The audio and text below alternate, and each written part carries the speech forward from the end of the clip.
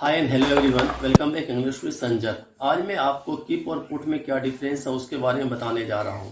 Keep और put का सही यूज़ किस तरीके से हम करेंगे। देखिए क्या होता है, दोनों का मतलब होता है रखना, लेकिन आप इसे कहाँ पे इस्तेमाल करोगे, किस तरीके से यूज़ करोगे, हम आज उसके बारे में सीखते हैं।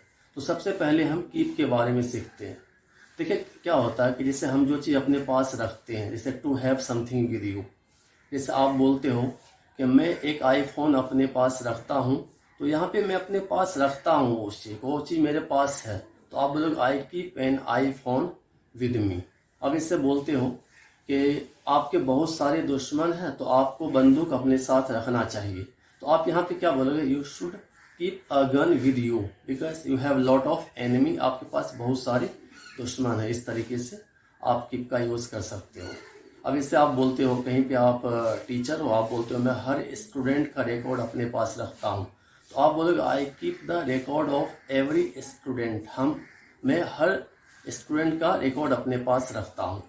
अब देखिए क्या होता है कि कीप का एक और इस्तेमाल होता है, जिससे आप जो है ना कोई चीज़ जगह को स्टोर कर दिया, to store the place, to store the things. जैसे क्या है कि हमने एक जगह को डिसाइड कर लिया कि हम उसी जगह पे उस चीज़ को रखते हैं। जैसे आप क्या है कि आपका नोटबुक है, आप बोलते हो कि मैं नोटबुक को टेबल पे रखता हूँ, तो आप यहाँ पे बोलोगे I keep the notebook on the table.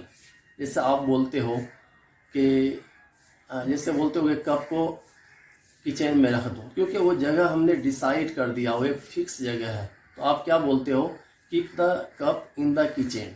आप बोलो कि मतलब कप को जो है ना किचन में रख दो। जैसे आप बोलते हो कि वो सब्जी को फ्रिज में रखती है, she keeps the vegetables in the fridge. और एक जैसे क्या होता है कि आप जैसे आप बोलते हो मैं हमेशा जूता को टेबल के अंदर रखता हूँ, तो आप बोलोगे I always keep the shoes under the table. तो इस तरीका से आप कीप का इस्तेमाल कर सकते हैं। एक कीप का यूज़ होता है कि जैसे कोई चीज़ आप है ना कि लाइक ऐसा नॉन फिजिकली है, वो एग्जिस्ट नहीं करता, लाइक ऐसा वो प्रेजेंट नहीं है। अब जैसे आप बोलते हो कि दिमाग में रखो, तो आप बोलोगे कीप इन माइंड, दिमाग में रखो। जैसे आप बोलते हो ना कृपया अपने आप तक रखो, तो आप बोलोगे please keep it up to you, ये कृपया अपने आप तक रखो इस चीज़ को। अब एक होता है पुट कीप का इस्तेमाल कि हमने जगह डिसाइड कर दिया उसके लिए। अब एक होता है पुट का इस्तेमाल, पुट का यूज़। पुट का देखो क्या होता है कि जैसे कोई चीज़ हम शॉर्ट टाइम पीरियड के लिए या कुछ देर के लिए कहीं पे रखते हैं, तो वहाँ पे हम पुट का इस्तेमाल करते हैं। जैसे आप चाय पिए और चाय को जो है टेबल पे रख दिए, तो यहाँ पे आप क्या बोलोगे, I put the cup on the table. यहाँ पे कीप नहीं लगाएंगे, क्योंकि कीप इसलिए नहीं लगाएंगे क्योंकि वो उसका परमानेंट जगह नहीं है, हम उसको थोड़ी देर के लिए वहाँ पे रखे हैं, इसलिए हम वहाँ पे पुट का यूज़ करेंगे।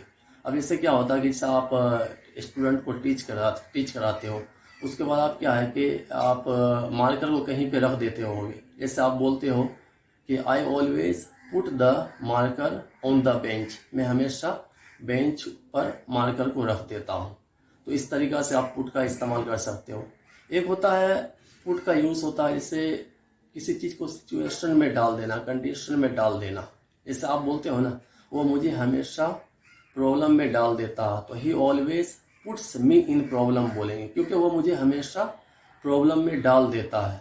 अब जैसे आप बोलते हो कि आप बंदूक अपने बेटा को देते हो, तो बंदूक आप अपने बेटा को रिस्क पे रख रहे हो, तो आप बोलोगे you give gun to your son, so you are putting your son at risk. तो इस तरीका से आप है ना कीप और पुट का सही यूज़ कर सकते हो। So keep on watching learning. If you like my video, subscribe my channel.